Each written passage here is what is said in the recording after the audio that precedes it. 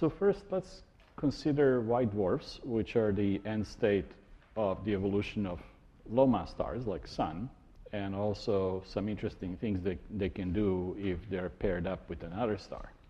This is the actual image of Sirius, naked eye star, and its companion, Sirius B, which was probably the first white dwarf discovered.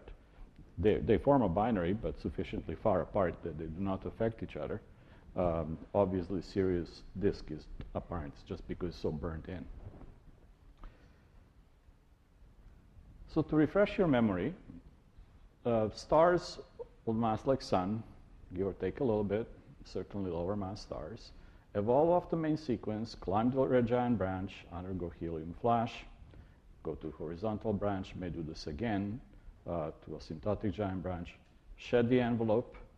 The envelope becomes beautiful planetary nebula.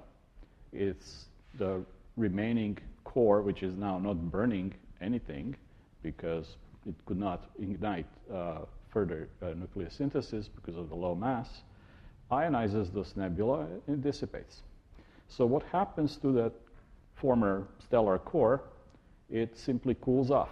It moves like this on the HR diagram. It's hot, so it's still at high temperature, but it drops dramatically in the luminosity. And then from then on, once it reaches approximately 1% of its former radius, it just passively cools on for many billions of years. And in principle, it can go down to what we call a black dwarf, although we've never actually seen one, but such things could exist. The intriguing thing is now, so here we have a star, although it's not burning anything in its core, which still has a lot of latent heat in it, and it's the size of planet Earth. That right away tells you it's going to be very dense, and there's going to be very strong gravitational field on the surface, and that can have interesting consequences. As a white dwarf cools, it can actually crystallize. The plasma may be still very hot, but it's under such pressure that in phase space, thermodynamical phase space, it can actually become solid. So really, the star could be a hot, frozen, gigantic crystal of carbon, oxygen, and whatnot. Now, the important part of physics about white dwarfs and also neutron stars is the concept of degenerate gas. And this is something that's peculiar to quantum mechanics, does not have a counterpart in classical physics. So, as you know, for regular gas, molecules bounce around, kinetic energy is expressed as their motion, there is PV equals RT, and so you can translate increase in pressure into either temperature, well, it can decrease volume and translate increase in pressure or temperature. So here we have ionized plasma. It gets to be sufficiently dense. So now ions and electrons are in very close proximity. This is where quantum mechanics comes in play. There is a thing called Pauli's exclusion principle, which states that in a given quantum system, no two particles can have, the spin of 1/2 can have identical quantum states, including energy levels. So if you have two electrons somehow pressed close together, they do not be bound in any way, they cannot have the same energy. So you can think of this whole star as a gigantic quantum system with many, many, many energy levels, and they get up to be filled up one by one. And that tells you just how far they can be, how close you can put the particles together. So that creates a new kind of pressure, of degeneracy pressure. This is called degenerate gas because of this reason. And yes, you can compress it further with enough gravity that opens up more energy levels because the potential well gets deeper. But essentially, you have a new kind of pressure that can counteract gravity, at least in certain conditions. The same kind of reasoning applies to neutron stars, except there it's the neutrons and not the electrons that cause this pressure. So summary of the properties of white dwarfs. Unlike normal stars, where gravity is balanced by plain old thermal pressure, here it's balanced by the degeneracy pressure. This is why that core doesn't just go and straight collapse into a black hole or something. And typical sizes of the white dwarfs are about size of planet Earth. And if you take solar mass, this is about 1% of the solar radius. That means the density is going to go about a factor of 1,000,000. And indeed, the densities of white dwarfs are, on average, some millions of grams per cubic centimeter. One interesting thing is that there is an upper limit to their mass. And that's called the Chandrasekhar mass, as it was first discovered by Subrahmanyan Chandrasekhar, a famous astrophysicist. He got a Nobel Prize for this and other things that he has done. And that's about 1.4 solar masses. Essentially, for white dwarfs of a higher mass than that, even the degeneracy pressure cannot sustain gravity. And they have to collapse into something else. So the highest mass white dwarf can have, if it's supported by electron degeneracy pressure, is Chandrasekhar mass. There is an equivalent of this for neutron stars, which are supported by degeneracy pressure of neutrons, and then you go into black holes. One interesting thing about objects supported by degenerate pressure is that if you increase their mass, they don't get bigger, they get smaller, because the gravity is pulling things closer in. And so this is the opposite of normal thing, where it's a radius of Gauss cube root, positive cube root of mass. Since these are remnants of a relatively low mass stars, those are stars that went to synthesize helium into carbon and oxygen, but did not have enough mass to go beyond that, into magnesium and silicon and iron and whatnot. And their envelopes, which are stratified, were shed away as planetary nebula. What you have left is the core that's mostly carbon and or oxygen. Now, in principle, lower mass stars could have only helium cores. Those are like really dwarf stars. They have shed their envelope. They could not ignite helium, and you have a helium white dwarfs, and there may be such things. And then after white dwarf becomes white dwarf, it just radiates this heat forever, essentially. So those are some of the oldest stars we see around. And actually, they provide us with a means of age dating star clusters or solar neighborhood, because you can see what are the coolest white dwarfs that you can find, and that gives you essentially a limit. Now, interesting things happen if you put white dwarfs into binary stars. First, we didn't talk much about binaries.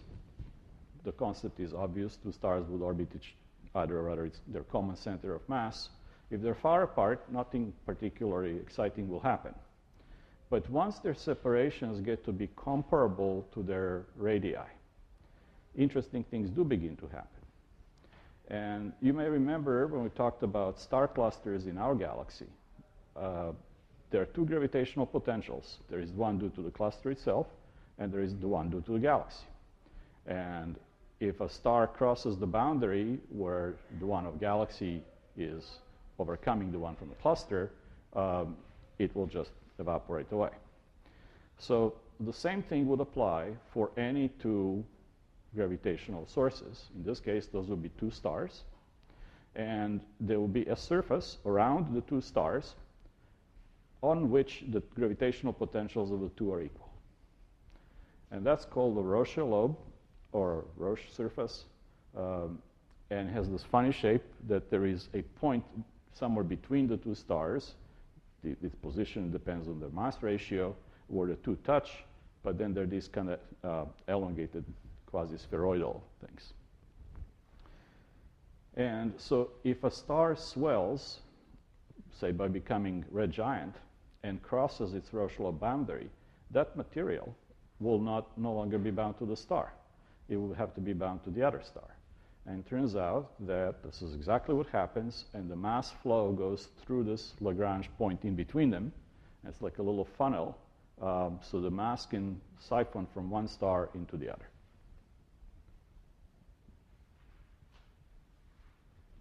If the companion is, say, a regular main sequence star, again, nothing much exciting will happen. I mean, they do have some phenomena associated with them, but if the companion is one of these compact objects, be it white dwarf or a neutron star or a black hole, interesting things begin to happen. First of all, the material loses energy and collapses to the smaller radius, deeper into potential well. It loses energy, and that does two things. Well, first of all, that energy has to be radiated away somehow. The second thing is there is still angular momentum, which cannot be radiated away. And again, you may recall from the discussion why there are such things as protoplanetary disks. This is the reason, that you cannot easily get rid of the angular momentum.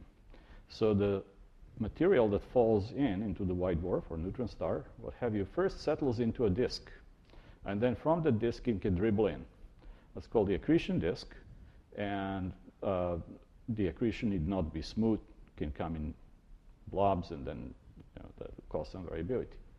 But this is essentially how all accreting objects are powered.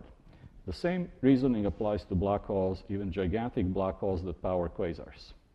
Material falls in, kinetic energy that's acquired from starting from essentially zero potential energy down to a substantial potential energy at the bottom of the potential well gets to be radiated away, but you cannot get rid of angular momentum, so you have to transfer it slowly through viscosity.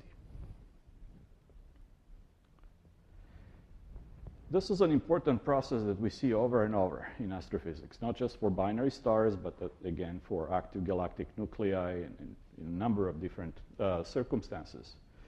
In the case of binary stars, where dense companion is a white dwarf or a neutron star or a black hole, the temperatures that are reached in these accretion disks go to up to millions of degrees. And so the kinetic energy is being converted into thermal energy, essentially, is being radiated away, mostly in X-rays and some in UV and some in visible light, but the disks tend to be fairly hot. If the magnetic fields are present, then things get to be a lot more complicated and interesting, but this is the basic idea. And so if you ask how much energy is there, if it comes from a large enough radius, essentially the change of the potential energy is equal to it in a sign, to the potential energy it would have at the spot to which it's accreting, somewhere in the disk, very near the surface of the compact object. And so the change is roughly equal to the potential energy there itself. Now that's a simple formula. It's gravitational constant times the mass of the star onto which the thing is accreting times the radius to which it hits, which is few times stellar radius, for example. Now luminosity is time derivative of energy. And so differentiate this, and you get that luminosity is proportional to the mass accretion rate, m dot. It's dm over dt. So this is how you can figure out how much material is being accreted. Now there is certain inefficiency in this process, so there's usually some efficiency factor that multiplies this formula, which could be as much as 10% in some cases for black holes, or a fraction of a percent. But that's essentially what it is. It's you're converting binding energy into luminosity. Now, when you're doing this for white dwarfs, there is only a tiny fraction of mc squared, of rest mass energy, that's being converted. If you start doing it with black holes, you can convert substantial fraction of the rest mass energy. And this is why accretion luminosities can vastly exceed those of thermonuclear sources. Because, as you may recall, burning hydrogen into helium converts 0.7% of the rest mass of those nucleons into energy. But here you can go for 10%.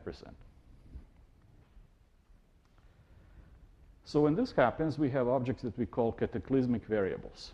Those are binaries where you have one compact component, mostly red dwarfs, they're more numerous, and a companion, could be main sequence star or red giant, and there is variation in accretion. So they can change their luminosity dramatically and very quickly, depending on what falls in. And so the plot here is of a cataclysmic variable. It's in magnitude, so you can think of it as log luminosity. So these things can easily brighten tens of times, by factors of tens or even hundreds. This is all from the variation of the accretion onto the disk itself. But eventually, some stuff can fall down right on the surface of the compact object, like white dwarf or neutron star. When that happens, it is under such pressure because of the high gravity, and it's got pretty high temperature, that you can actually ignite thermonuclear reactions on the surface of the compact star, like white dwarf or neutron star. So a gigantic thermonuclear war right on the surface of the white dwarf, and that creates sudden release of energy that's even more than what these cataclysmic variables do. And that's the phenomenon we call nova. Those have been noted many times. Occasionally there is naked eye novae. Amateur astronomers find them. But that's essentially what happens. You have critical amount of material gets accreted on the surface of a white dwarf, thermonuclear burning occurs, and the thing kind of slowly decays over some weeks.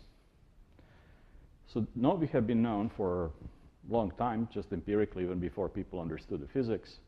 Supernovae are indeed extra bright novae, but their physics can be very different. It is very different, and they're much more luminous.